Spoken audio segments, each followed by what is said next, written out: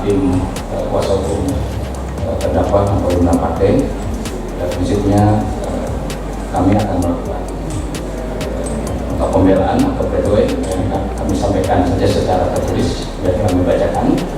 Tapi dalam hal ini kami mohonkan bahwa nanti terdakwa akan membacakan pledoinya sendiri.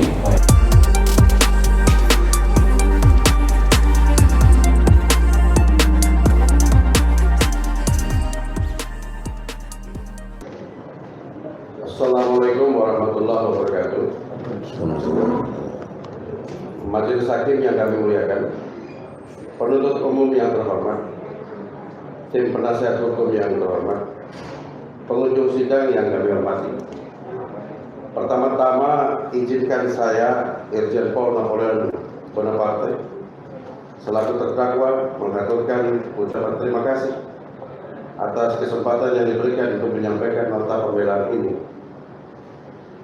Kami juga ingin mengucapkan terima kasih atas kesediaan yang mulia Majelis Hakim untuk mendengarkan dengan seksama dan serius pembelaan ini. Semoga dapat digunakan sebagai fakta persidangan yang bersifat material dan relevan sebagai pertimbangan hukum dalam rangka menjatuhkan putusan yang seadil-adilnya dalam perkara ini, yaitu putusan yang mengandung rasio desidensi dengan mempertimbangkan fakta-fakta yang ditemukan selama persidangan. Apresiasi yang setinggi-tingginya kami sampaikan karena proses persidangan ini telah berjalan lancar, cepat dan efektif, sehingga semua tahapan persidangan dapat berjalan dengan baik. Selanjutnya, ucapan terima kasih juga perlu kami sampaikan kepada Jaksa Penuntut Umum atas surat tuntutan yang sudah dibacakan pada hari Kamis tanggal 11 Agustus 2022, sehingga perkara ini secara formal dapat kami ajukan ke tahap pembelaan. Bahwa dalam persidangan membuktikan perbuatan yang memenuhi delik pidana sebagaimana surat dakwaan adalah suatu hal yang penting sebagai landasan pemeriksaan di pengadilan. Terkait isi surat tuntutan terhadap kami yang dianggap telah memenuhi unsur pasal 351 ayat 1, junto pasal 55 ayat 1 ke 1 KUHP dan pasal 351 ayat 1 KUHP. Ternyata saudara jaksa penuntut umum hanya dapat membuktikan adanya peristiwa di mana terdakwa Napoleon Bonaparte tanpa dibantu orang lain telah melumuri wajah saksi pos komandan KC alias KC dengan tinja pada tanggal 26 Agustus 2021 sekitar pukul 01.34 WIB di dalam kamar 11 rutan Barreskrim Polri dan menempel 2 kali dengan tangan terbuka ke pipi kanan dan pipi kiri Kosman alias KC pada tanggal 26 Agustus sekitar pukul 15.01 WIB di depan kamar 22 rumah tahanan Barreskrim Polri. Fakta persidangan kami tidak akan bacakan, tetapi dapat kami simpulkan dari 8 saksi yang ada di TKP dapat dikatakan sebagai saksi mahkota. Hanya satu saksi, yaitu Kosman KC, yang menyatakan terdakwa Irjen Pol Napoleon Bonaparte telah melakukan pemukulan. Sementara 7 saksi lain di persidangan ini menyatakan sebaliknya dan telah mencabut keterangannya dalam BAP dan menyatakan hal yang tidak sejalan dengan apa yang disampaikan saksi KC. Alat bukti surat berupa hasil visum et repertum jelas-jelas menyatakan bahwa pada saat pemeriksaan kesehatan didapati luka-luka yang dapat dikategorikan sebagai luka ringan sebagaimana dimaksud di dalam pasal 352 ayat 1 KUHP.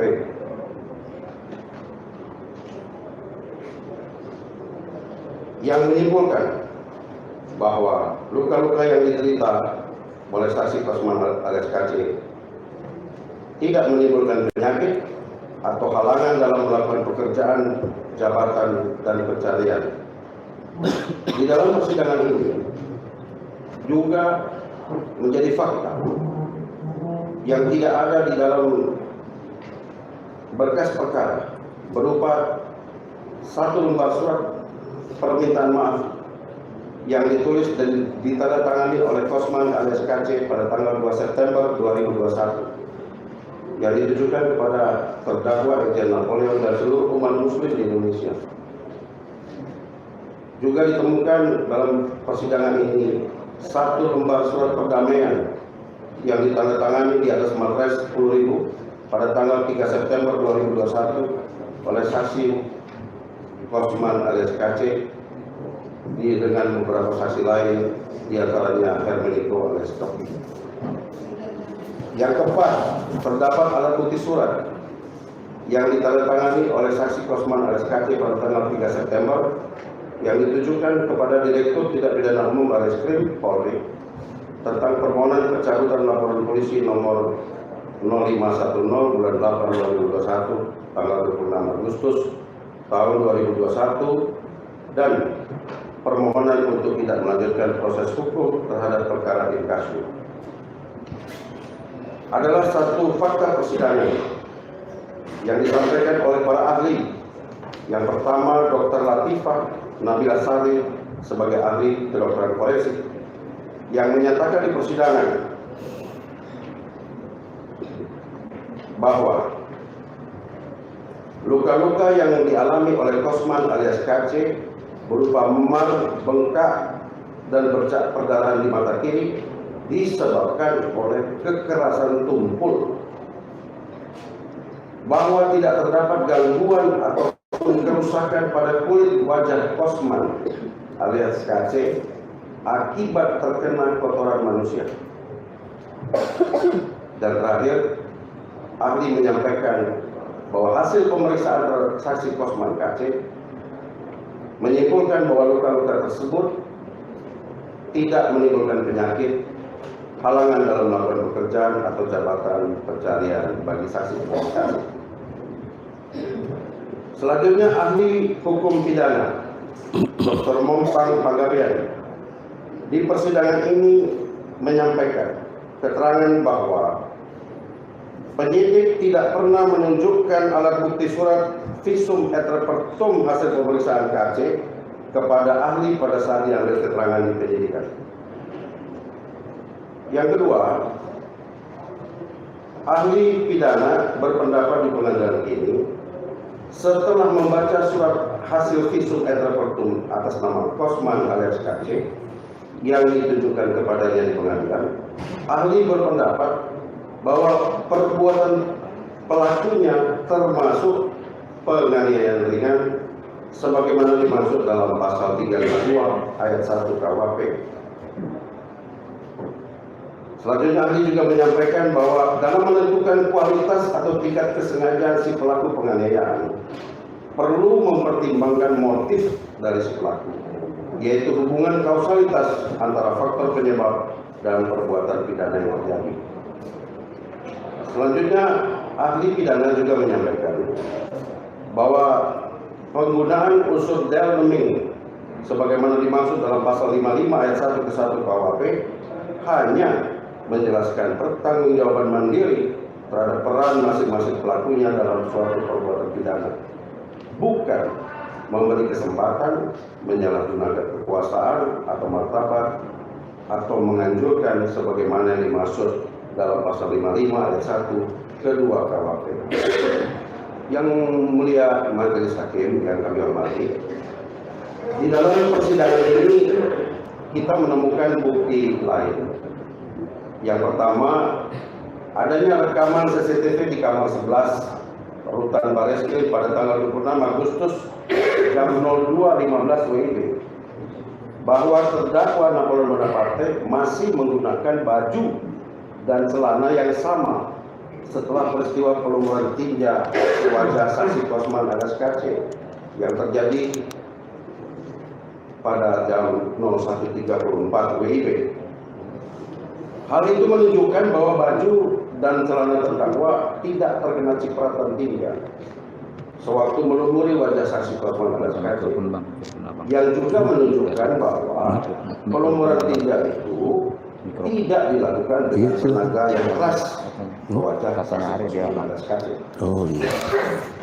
Bukti lain yang kedua, adanya rekaman video di depan kamar 23 Rutan Bareskrim pada tanggal 26 Agustus 2021 sekitar jam 15.01 bahwa saksi Kosman alias KC dengan ekspresi keras kepala menyatakan dirinya ateis, yang menyebabkan terdakwa mendorong saksi Kosman alias KC dengan tangan kanan terbuka ke arah pintu keluar Rutan Bareskrim. Bukti terlampir nanti kami akan serahkan setelah membacakan ini.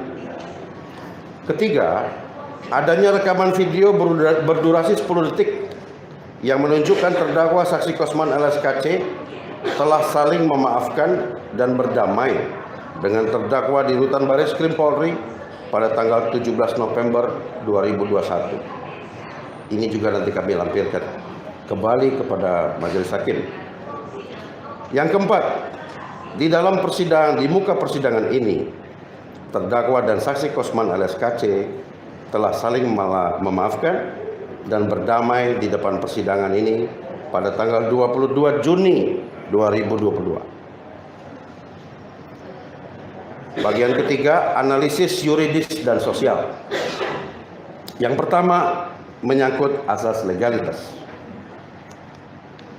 Mulyatno dalam bukunya Asas-Asas Hukum Pidana tahun 1983 menjelaskan bahwa asas legalitas mengedepankan konsep lex serta, yaitu pentingnya kepastian hukum untuk melindungi terdakwa dari kesemena-menaan penguasa yang menuduhnya tanpa dasar hukum yang jelas. Bahkan Bardan Nawawi Arif tahun 2023 menyebutkan bahwa pemaafan atau pengampunan hakim, yang bahasa Belandanya rechterlijk pardon atau judicial pardon atau dispensa der pena atau non-imposing of penalty, dapat dilakukan oleh hakim untuk mengisi kekosongan antara hukum material dan perbuatan melawan hukum dengan memutuskan pernyataan bersalah tanpa menjatuhkan pidana. Hal ini menunjukkan adanya perubahan moral dan pragmatis dari asas legalitas. Apabila dulu asas ini pernah diruntuhkan secara moral melalui pengadilan Nuremberg tahun 1949, maka sekarang kebutuhan pragmatis telah memperluas asas legalitas seperti demi alasan efisiensi pemidanaan atau demi menyesuaikan diri dengan perkembangan teknologi, komunikasi dan informasi. B. Analisis terhadap niat terdakwa. Fakta di persidangan bahwa terdakwa telah meminta izin dan diizinkan, bahkan difasilitasi oleh saksi Bribda Asep Sigit selaku petugas Bareskrim pada saat itu untuk terdakwa bertemu dan ngobrol-ngobrol dengan saksi Kosman alias KC di kamar 11 Rutan Bareskrim, merupakan bukti bahwa terdakwa tidak melakukan pelanggaran atau tindak pidana apapun untuk bertemu dengan saksi Kosman KC di kamar sel nomor 11 Rutan Bareskrim.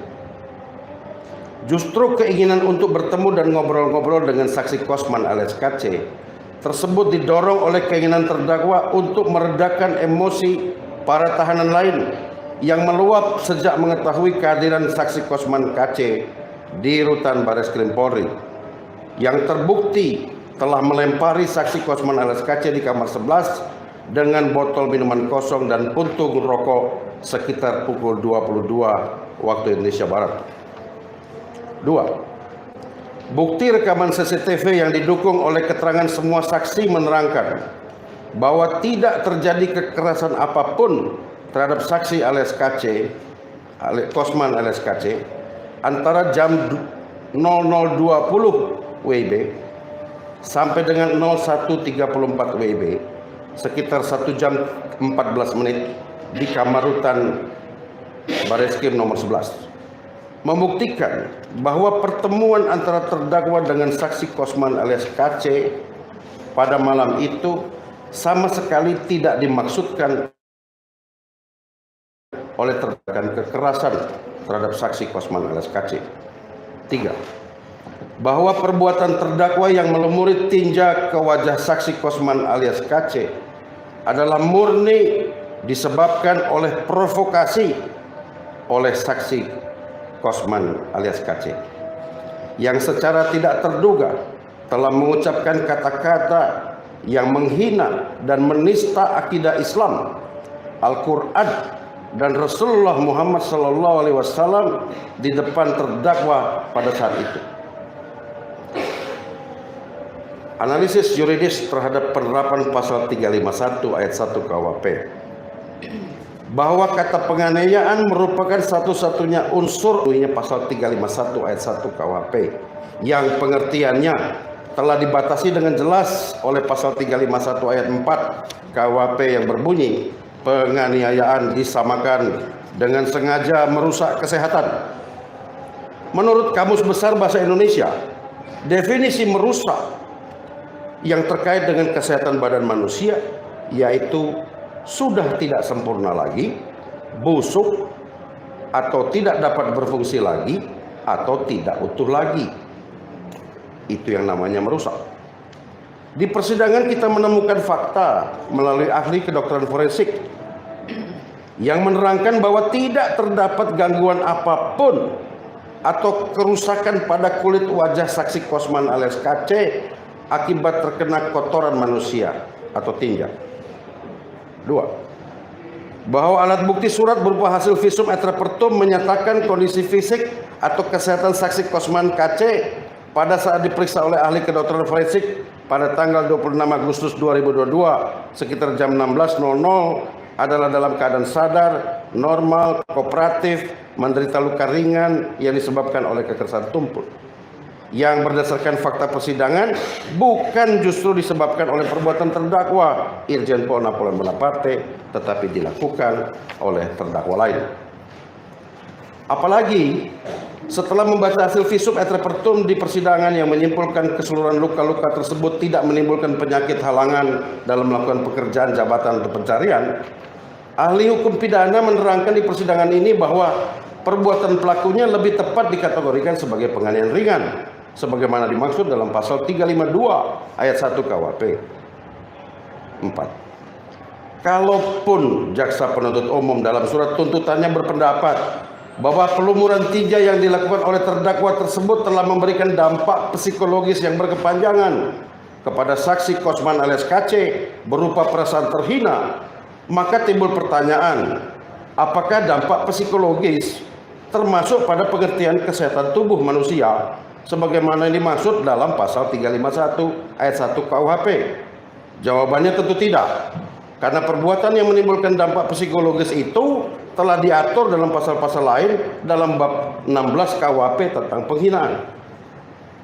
Dengan demikian yang mulia, dapat disimpulkan bahwa penerapan pasal 351 ayat 1 KUHP dalam surat tuntutan jaksa penuntut umum terhadap perbuatan terdakwa Irjen Pol Napoleon Bonaparte adalah keliru, tidak tepat, dan tidak terbukti berdasarkan fakta-fakta di persidangan ini. D. Analisis yuridis mengenai penggunaan pasal penyertaan atau delneming. Van Bemmelen dan Van Hattum berpendapat bahwa dipidana seseorang hanya tergantung dari apa yang dilakukannya sendiri, tidak dapat digantungkan kepada pemidanaan orang lain. Dasar argumennya adalah A. Dalam medeplegen harus ada dua kesengajaan yang bersifat mutlak. B. Adanya sikap batin di antara para pelaku untuk menimbulkan delik yang dituju. Berarti harus ada kesepahaman dalam mewujudkan delik itu. C. Jika ternyata salah satu dari kesengajaan tersebut tidak ada, maka tidak ada turut serta melakukan meskipun perbuatan pidana terjadi. Sejalan dengan pendapat itu, Profesor Satohid Kartanegara SH mengartikan turut serta melakukan suatu perbuatan pidana hanya dapat didakwahkan atau dituntut apabila dilakukan oleh beberapa orang secara bersekutu. Masing-masing pelaku harus menginsafi bahwa ia bekerja sama dengan orang-orang lain. Sebab hanya dengan demikianlah dapat diadakan pertanggungjawaban atas perannya masing-masing. Bahkan Bardan Nawawi Arif juga berpendapat bahwa turut serta melakukan suatu harus dibuktikan dengan adanya kerjasama yang sadar di antara para pelaku dan para pelaku lain bersama-sama melakukan perbuatan fisik menuju selesainya delik. 2. Fakta di persidangan bahwa ketika terdakwa Irjen Napoleon Bonaparte sedang mencuci tangan di kamar mandi, kemudian mendengar teriakan kesakitan dari saksi Kosman alias KC. Lalu terdakwa Napoleon Bonaparte langsung berteriak atau membentak pelaku lain untuk menghentikan penganiayaan terhadap saksi Kosman KC dan bahkan menyuruh mereka untuk segera keluar dari kamar 11 rutan Bareskrim, menunjukkan bahwa terdakwa tidak menghendaki terjadinya penganiayaan itu, apalagi bekerja sama secara sadar dengan mereka untuk melakukan penganiayaan terhadap saksi Kosman alias KC. Pertanyaan, bagaimana mungkin jaksa penuntut umum dapat menggunakan pasal penyertaan atau dalneming terhadap terdakwa dalam penganiayaan yang dilakukan oleh orang lain tanpa adanya kerjasama dengan terdakwa Irjen Napoleon Bonaparte? Perbuatan terdakwa yang melumuri tinja ke wajah Kosman alias KC merupakan perbuatan mandiri yang bahkan bukan pemicu terjadinya penganiayaan oleh orang lain tersebut terhadap saksi Kosman alias KC. Fakta itu didukung oleh keterangan 3 orang saksi bahwa penganiayaan yang mereka lakukan terhadap KC murni karena mereka sendiri terprovokasi oleh ucapan saksi Kosman alias KC yang menghina akidah Islam, dan baru berani mereka melakukan penganiayaan terhadap KC ketika terdakwa sedang berada di kamar mandi untuk mencuci tangan. Ketiga, Van Hammel mengatakan bahwa jika setiap orang bertanggung jawab atas pidana atas peran atau apa yang ia lakukan secara tersendiri, maka kita tidak lagi memerlukan bentuk penyertaan atau dalneming.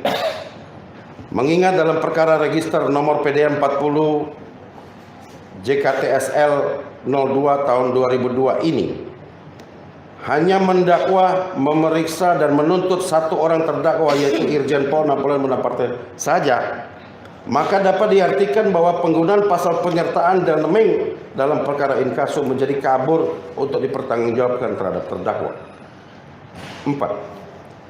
Bahwa dengan keliru atau tidak tepatnya penerapan pasal 351 ayat 1 KUHP dalam surat tuntutan jaksa penuntut umum terhadap terdakwa, maka dengan sendirinya telah mematahkan penerapan pasal penyertaan atau dalneming yang dikaitkan dengan pasal 351 ayat 1 KUHP tersebut. 5. Kita semua memahami bahwa seharusnya penuntutan dalam perkara ini bersifat mandiri dan terlepas dari pengaruh perkara lain, sehingga seharusnya penuntut umum menghindari penerapan pasal penyertaan atau dalneming itu baik di dalam surat dakwaan maupun surat tuntutan dengan terdakwa tunggal seperti hari ini. Selanjutnya, analisis yuridis terhadap tuntutan 1 tahun penjara. Tuntutan pidana selama 1 tahun penjara terhadap terdakwa Irjen Napoleon Bonaparte yang jauh lebih berat bila dibandingkan dengan lamanya tuntutan pidana penjara terhadap terdakwa lain dalam perkara terpisah, dirasakan sangat mencederai asas persamaan hak di dalam pasal 27 UUD 45 yang disebut juga sebagai asas equality before the law.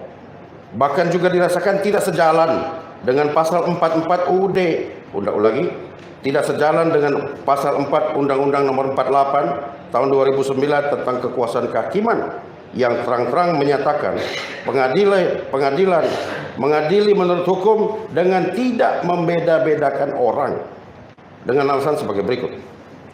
Di dalam surat tuntutannya, jaksa penuntut umum menyatakan hal-hal yang memberatkan bahwa perbuatan terdakwa telah mengakibatkan korban Kosman alias KC menderita luka-luka.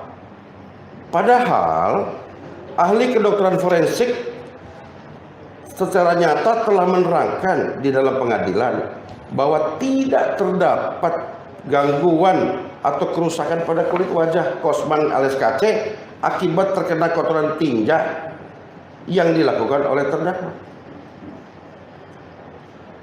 Kalaupun mungkin, namun kami sangat meragukan, terdapat luka-luka ringan akibat ditempeleng oleh terdakwa dengan tangan terbuka pada tanggal 26 Agustus 2021 jam 15.01 WIB.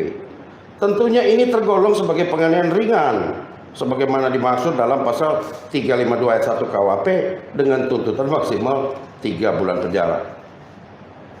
2. Di dalam surat tuntutannya, jaksa penuntut umum menyatakan bahwa terdakwa sedang menjalani hukuman sebagai hal-hal yang memberatkan.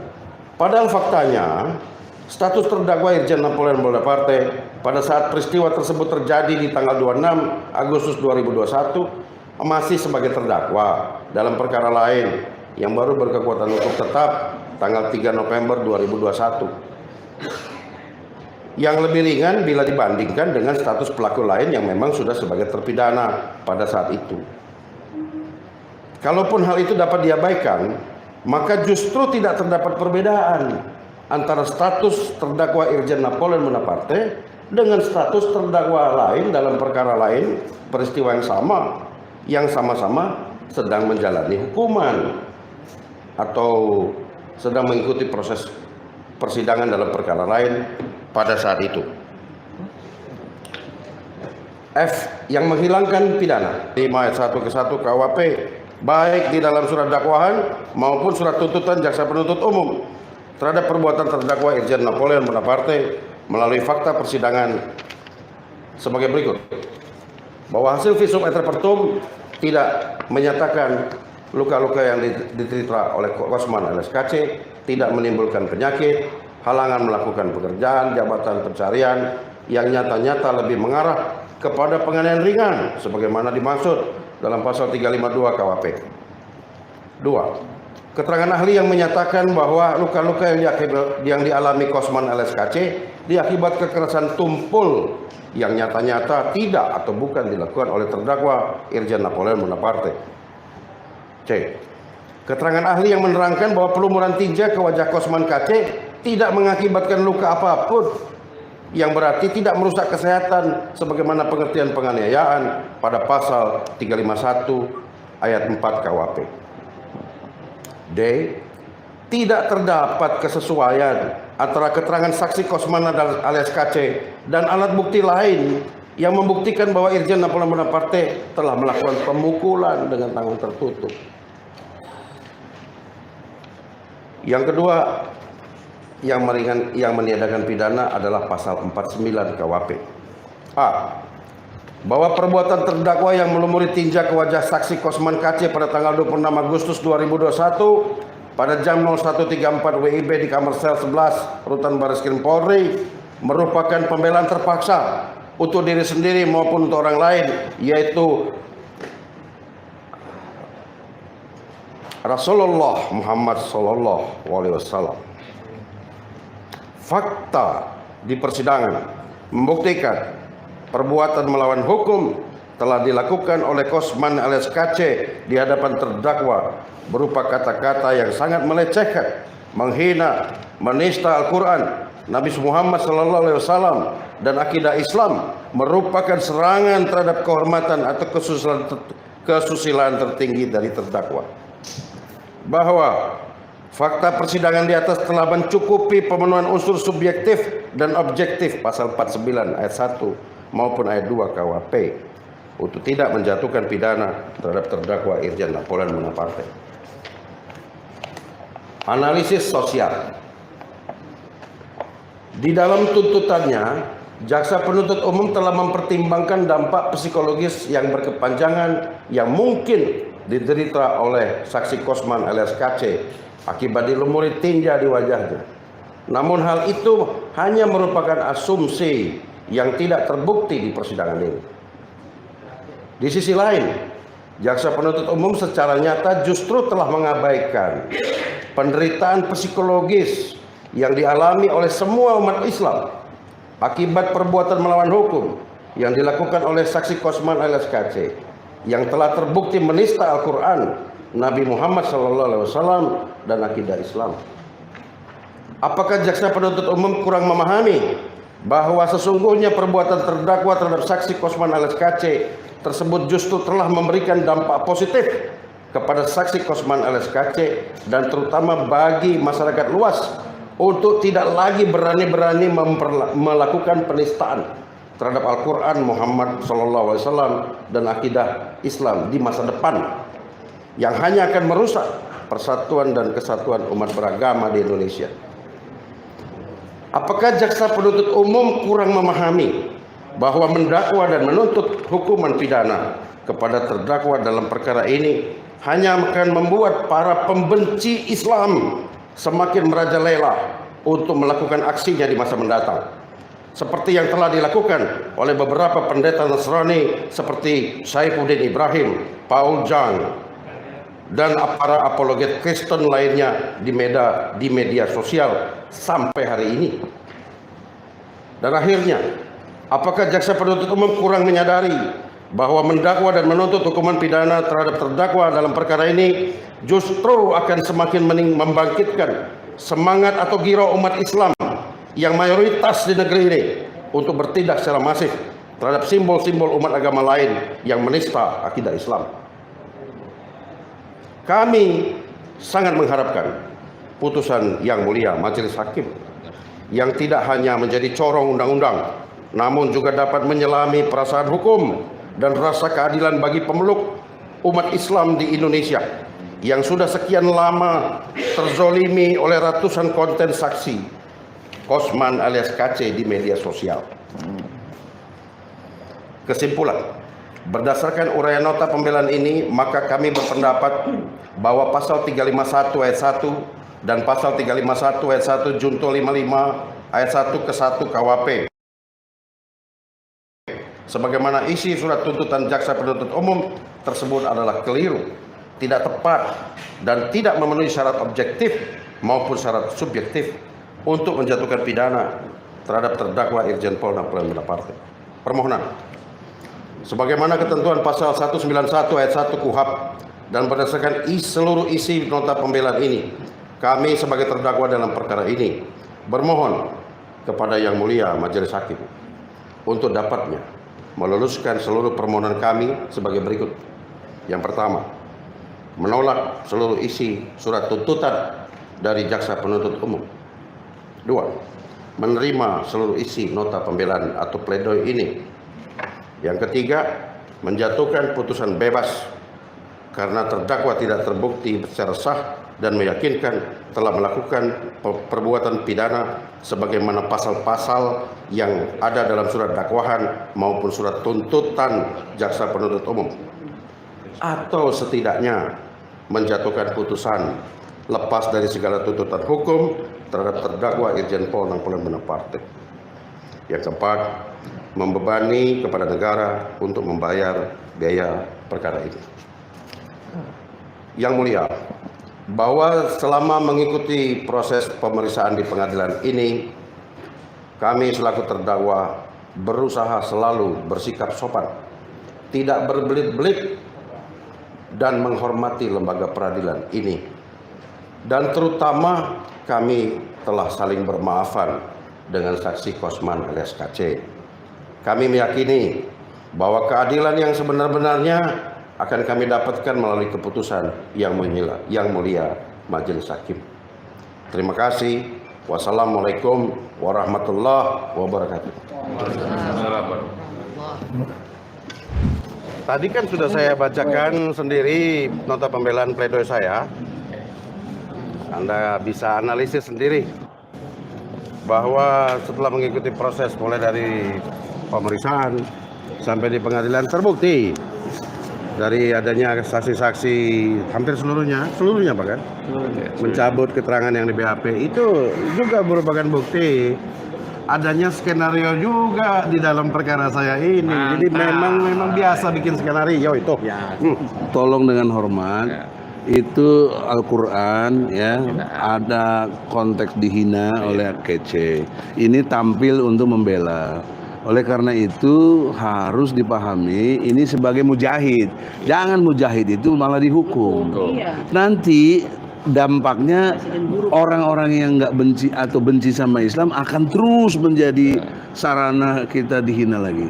Jadi oleh karena itu dalam kesempatan ini kita minta majelis hakim cermat, jangan seperti jaksa malah nuntut 1 tahun.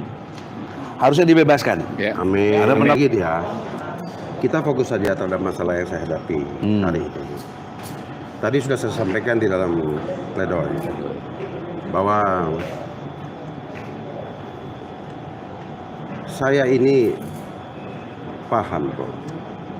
Pada saat itu perbuatan itu terpaksa saya lakukan dan harus saya lakukan. Dan saya tidak menyesali melakukan itu. Karena apa? Ya. Terjadinya kejadian serupa, penghinaan, penistaan berulang-ulang. Saya tidak melihat adanya suatu sikap pada saat itu ya untuk segera menyetop atau take down itu. Dan ini semakin membakar perasaan umat Islam. Ya. Dan mayoritas negeri ini hati-hati ya. Banyak para tokoh-tokoh bicara kita tidak mau terulang kasus Poso, kasus apa, Ambon. keributan horizontal. Hanya karena begini, bicara agama itu sensitif. Ya. Sampai hari ini kita masih dengar dan tiap hari itu orang-orang yang cemen itu, yang pengecut itu hanya berbicara di depan media, tapi menyembunyikan diri. Ya. Saya ingin menunjukkan kepada publik semua, kalau main-main sama itu, bahkan saya bilang di persidangan, saya siap berhadapan sama pengadilan lagi untuk hal-hal begitu. Apakah saya salah? Kalau secara hukum dinyatakan bersalah, tetapi publik harus tahu. Banyak yang bilang saya sadis, saya buat apa. Ya, yang ngomong itu yang mungkin pembelanya KC. Dia merasa wajahnya pun ikut terhina karena terasa seperti dipeperi sama kotoran seperti KC ya. Ya. Tapi saya tanya balik kepada kau. Kalau aku sekarang menista junjungan akidahmu, ya, kau diam saja. Berarti kau sebetulnya tidak punya agama, tidak punya keyakinan. Ya, ini bukan bela Islam, ini masalahnya membela milikku. Kalau yang lain cuma ngomong doang, saya bertindak. Kenapa? Orang itu menari-nari dan terus kesenangan kalau kita cuma komentari doang. Tuh. Ya, ya itu. Sebetulnya bukan saya yang harus bertindak, negara yang harus bertindak. Untuk mencegah itu jangan sampai terjadi lagi. Ini negara malah menghukum. Ini negara mau menghukum. Ya, kita lihat saja bagaimana jadinya. Ya. Tapi mudah-mudahan ya, giroh umat Islam tidak akan tinggal diam. Dan bangkit untuk membela prinsipnya. Karena lebih baik kau berkain kafan kalau tidak melakukan apa-apa. Agamamu dinista. Itu pesan saya. Dari guru saya juga itu. Buya Hamka.